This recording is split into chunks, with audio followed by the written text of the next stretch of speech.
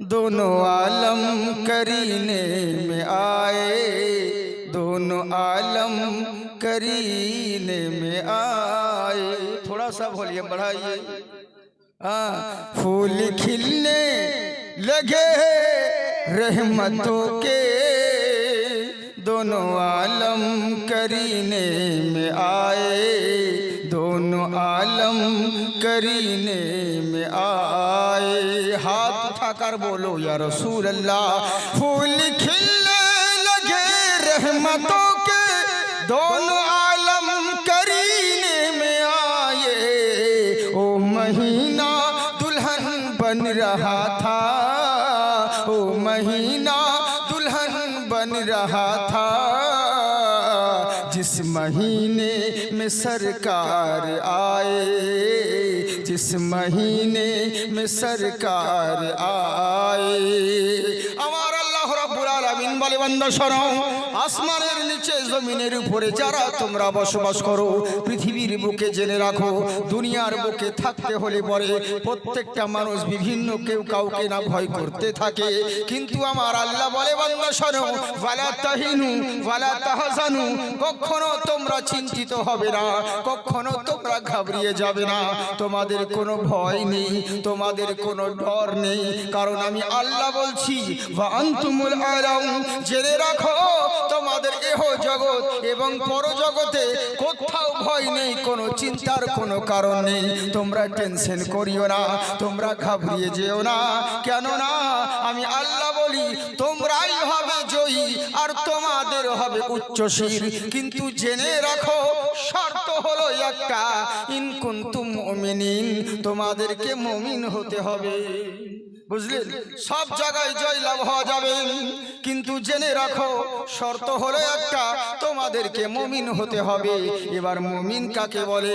আল্লাহ পাক বলে, শোনো, যারা মুমিন হয়ে গেল, ফামান তাবিয়া হুদায়া, যারা হেদায়াত হয়ে গেল, যারা মুমিন হয়ে গেল, ফালা খাউফুন আলাইহিম ওয়ালা হুম ইয়াহজানুন, তাদের এহ জগৎ এবং পরজগতে কোথাও ভয় হবে না, আমি আল্লাহ তাদের জিম্মা নিয়ে নিব। এখানে বোঝা গেল যাদের জিম্মা আল্লাহ নিয়ে নেয় তাদের মোল্লা কিচ্ছু করতে পারে নাই। তাই আমার আল্লাহ বলে, শোনো, দুনিয়ার বুকে যদি লাভবান হতে চাও, যদি কামিয়াবি পেতে চাও, শর্ত হলো একটা, তোমাদেরকে মুমিন হতে হবে। তোমরা মুমিন হয়ে যাও। আমার কথা বুঝতে পারছেন আপনারা? টোটো বড় ফটো করে রাস্তা নিয়ে, ওটা রাস্তা নাকি?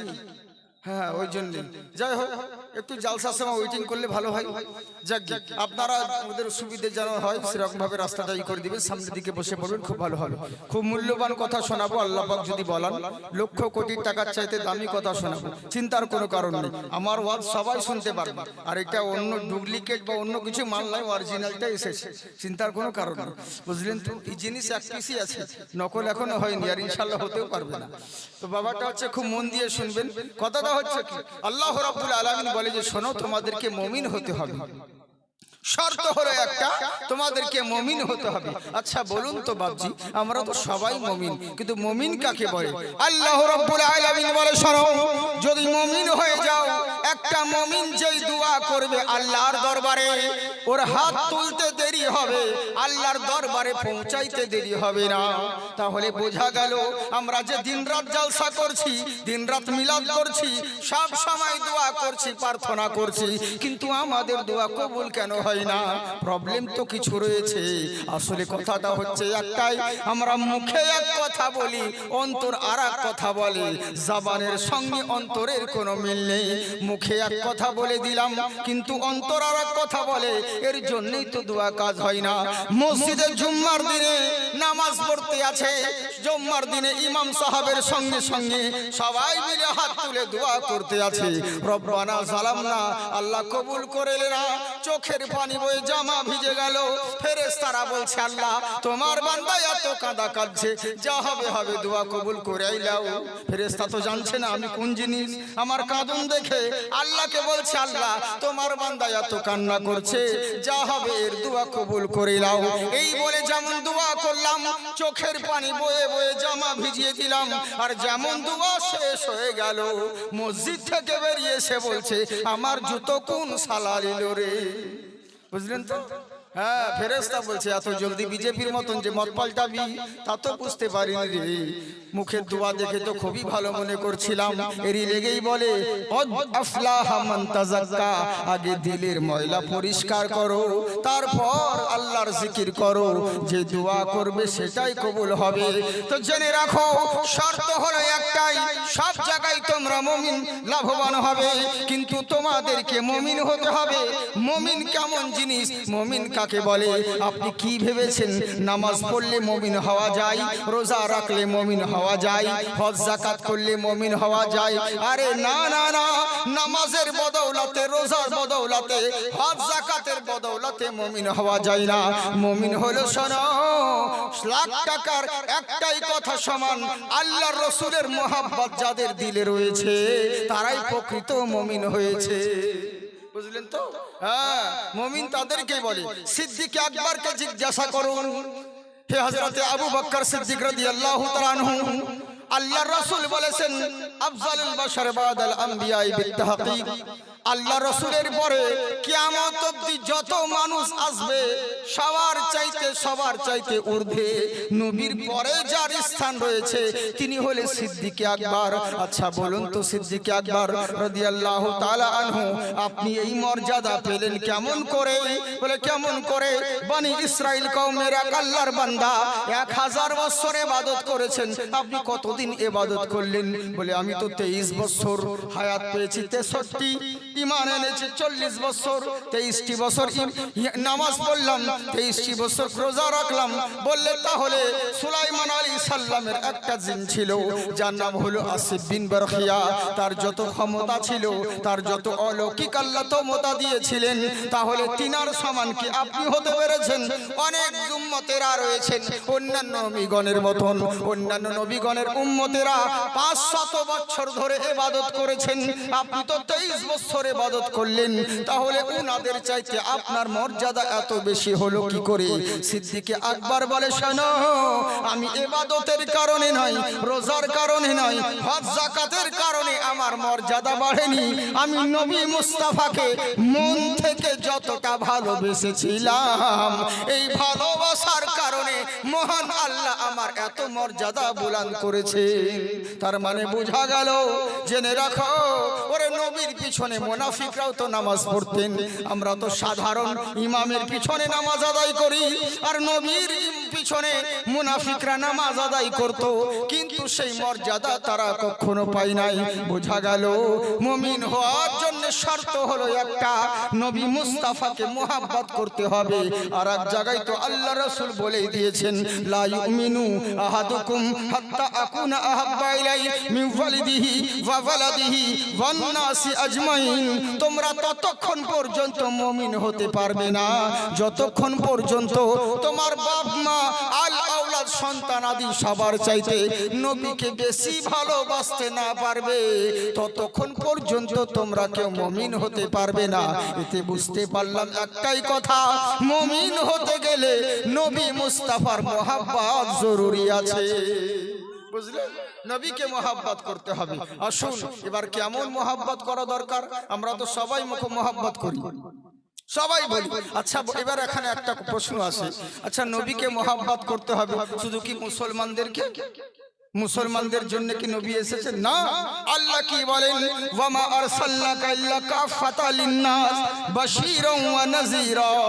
জেনে রাখো, মহান আল্লাহ তার রাসূলকে প্রেরণ করেছেন দুটো মাকসাদ নিয়ে, এক হচ্ছে বাশীরাও ওয়া নাযীরা, একটা খুশখবরি শোনানোর জন্য, আর আরেকটা তোমাদেরকে ডর শোনানোর জন্য। আমরা প্রত্যেক মানুষ জানি কি এমন খুশখবরি, আল্লাহর রাসূল কোন খুশখবরি দিতে এসেছেন। আল্লাহর রাসূল বলেছেন, শোনো, আল্লাহর কাজ যদি তোমরা করো, আল্লাহর হুকুম যদি পালন করো, তাহলে স্বর্গবাসী হবে, আর যদি আল্লাহর হুকুম অমান্য করে নিজের মন মতন চলো, তাহলে নরকবাসী হবে। হিন্দুরাও, খ্রিস্টানরাও, জৈন, গৌতম যত ধর্মাবলম্বী রয়েছে সবাই চাই আমরা স্বর্গ লাভ কেমন করে করব। তাই জেনে রাখো, এরকম একটা মানবের প্রয়োজন ছিল, এমন একজন লোক যে আমাদের ধরাই আসবে, তিনি আমাদেরকে শিক্ষা দিবে আল্লাহর স্বর্গ কেমন করে পাওয়া যায়। তাই আমার আল্লাহ বলে, বান্দা শোনো, তোমাদের নিকটে আমি এমন একজন নবীকে প্রেরণ করেছি, শুধু মুসলমানদের জন্য নয়, তামাম জাহানের জন্য, যত সৃষ্টি রয়েছে সকলের জন্য আমার নবী মুস্তাফাকে আমি রহমত করে পাঠিয়েছি। সুবহানাল্লাহ বলে। সেই নবী মুস্তাফার আমরা উম্মত হয়েছি। পেয়ারা মুস্তাফার মোহাব্বতের কথা আমি আপনাদেরকে দু চারটে কথা ইনশাআল্লাহ বলবো। আল্লাহ পাক যদি বলায় বক্তব্য স্টার্ট করিনি, বুঝলেন তো। আপনাদের আমি দেখছিলাম যে বলতে পারছি কি, আর আপনাদের দিকে দেখছি যে আপনারা কেমন অ্যাকসেপ্ট করছেন, সেটাই অবস্থা দেখে ব্যবস্থা করতে হবে তো। কারণ আমরা সব পারি, কিন্তু লক্ষ লোকের সামনে যে ওয়াজ হয় আর সামান্য 200-500 লোকের সামনে ওয়াজ, ওই একই তো হবে না। সেই টপিকটা আমাকে চেঞ্জ করতে হবে। হ্যাঁ, যদি সেই রকম মাহফিল লোকজন হয় তাহলে কোনো ব্যাপার নেই, সব রকম চলে যাবে যদি অ্যাকসেপ্ট করতে পারে, বুঝলেন তো। কিন্তু প্রথমে আগে দেখে নিতে হয় বক্তা হলো সেই যে শ্রোতার দিকে তাকিয়ে বক্তব্য রাখবে, কি চাইছে কি জানবে তাকে বুঝতে হবে। খালি আন্দাজে চোখ বন্ধ করে বলেই দিলাম ওরকম বললে হবে না তো। হ্যাঁ, এ হচ্ছে ব্যাপার। ওরকম যদি ওয়াজ শুরু করি তো যে কয়জন আছে লুঙ্গি তুলে পালাবে। আমি ইচ্ছে করলে আপনাদেরকে এখনই তাড়িয়ে দিতে পারি, বিরক্ত হয়ে যাবেন, পালাতে বাধ্য হবেন। আবার যদি ইচ্ছে করি কখন সকাল হবে আপনি বুঝতেই পারবেন না। অলরাউন্ডার মাল আছে, বুঝলেন তো, চিন্তার কোনো কারণ নেই। তো ইনশাআল্লাহ সেরকম বিরক্ত করব না, হালকার মধ্যে আপনাদেরকে ছেড়ে দিব। তবে একবার মহব্বতে হাত উঠিয়ে বলেন আল্লাহু আকবার। আপনারা সব ভালো আছেন তো? হ্যাঁ, আলহামদুলিল্লাহ বলতে পারেন না? হ্যাঁ, বাবা যাক, আপনারা খুব ভালো, তার জন্য না। কিন্তু আমি দুঃখ লাগলো একটাই, যে কি আর বলবো, যে মানুষ সব রকম করি কিন্তু আল্লাহর শুকরিয়া আদায় করতে জানলাম না, শুধু মুখেই বলি। মন দিয়ে বুঝবেন, আমি আল্লাহর কোরআন থেকে তেলাওয়াত করেছি যে তোমরা সব জায়গায় জয়লাভ হবে। দেশের পরিস্থিতি দেখে কখনো ঘাবড়িয়ে যাবে না, টেনশন করবে না, তোমরাই হবে জয়ী আর তোমাদেরই হবে উচ্চ শির। কিন্তু শর্ত হলো একটা, তোমাদেরকে মুমিন হতে হবে, আর মুমিন হতে গেলে নবী মুস্তাফার মহব্বত দরকার রয়েছে। এবার দেখুন কেমন মহব্বত, এই বিষয়ে আমি আপনাদের সম্মুখে কথা বলবো। কেমন মহব্বত, ওরে কোন নবীর মহব্বত, যেই নবীর মহব্বত করলে পরে জেনে রাখুন তামাম পৃথিবী যদি বিক্রি করে দেওয়া হয়, ওই নবী মুস্তাফার একটা চুলের সমান পর্যন্ত হতে পারবে না। সুবহানাল্লাহ।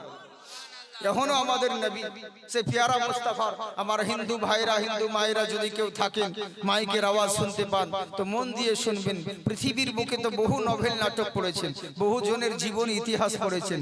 আমার নবী মুস্তাফার আখলাক পড়ে দেখুন, তাহলে জিন্দেগিতে কখনো নবীর বিরুদ্ধে খারাপ কথা আপনাদের মনেও আসবে না, ধারণাও করবেন না। আর শুধু তাই নয়, আরে আমার নবী মুস্তাফার জিন্দেগি যদি আপনাদের জিন্দেগির সঙ্গে মিলে যায়, আমি কসম আল্লাহর বলি, জেনে রাখবেন আপনার জিন্দেগি পরিবর্তন হতেই হবে। আর দুনিয়ার মানুষ যেদিন আপনি নবীর গোলাম হয়ে যাবেন, দুনিয়ার মানুষ আপনার চরণে প্রণাম করবে, বুঝলেন। এ হচ্ছে ব্যাপার। কোন নবী? আরে যুদ্ধের ময়দানে, চিন্তা করতে পেরেছে? কথাটা বলেই দিই, হযরতে খালিদ সাইফুল্লাহ যুদ্ধের ময়দানে রয়েছেন, ওনার মাথার টুপিটা পড়ে গিয়েছে। কাফের বেঈমান তার বুকে চড়ে গেছে, বুকে চড়ে আছে, কিন্তু বারবার টুপিটা নেওয়ার চেষ্টা করছে, পারছে না টুপিটা নেওয়া। কাফের চেপে আছে বুকে, কি করবে? তো একজন সাহাবী দেখলেন, এর এই তো টুপি নেওয়ার চেষ্টা করছে, নেজাতে করে নিয়ে টুপিটাকে এগিয়ে দিলেন। এমনি করে যেমন এগিয়ে দিয়েছে, উনি খপ করে হাত বাড়িয়ে টুপিটাকে নিয়ে মাথায় পরে নিয়েছেন। আর মাথায় পড়া মাত্র সবকে, বুকের উপর যেগুলো কাফের ছিল সবকে মানে ফেলে দিলেন। ফেলে দেওয়ার পরে এক নয় একাধিক কয়েকশো জন কাফেরকে কতল করে জাহান্নামে পাঠিয়ে দিয়েছিলেন। পরক্ষণে ওনাকে জিজ্ঞাসা করা হলো, হে খালিদ সাইফুল্লাহ, তোমার কি জীবনের চাইতে টুপির দাম বেশি? তুমি টুপির জন্য এত ছটফট কেন করেছিলে? বলে, কই করলাম? বলে, হ্যাঁ, আমি দেখছিলাম তোমার বুকের উপর কাফের চড়েছিল, কিন্তু ওদিকে তোমার ভয় নাই, জীবন চলে যাবে, কাফের তোমাকে কতল করবে, ওদিকে তোমার ভয় ছিল না, তুমি শুধু টুপির দিকে তাকিয়েছিলে, বারবার চেষ্টা করছিলে। কেন? টুপিটার কি তোমার জীবনের থেকে দামি বেশি? হযরত খালিদ সাইফুল্লাহ বলছে, শোনো, হ্যাঁ হ্যাঁ, টুপির জন্য শুনে রাখো, আমার জীবনের চাইতে নয়, তামাম জাহানের চাইতে ওই টুপিটার মূল্য বেশি রয়েছে। বললে, কেন?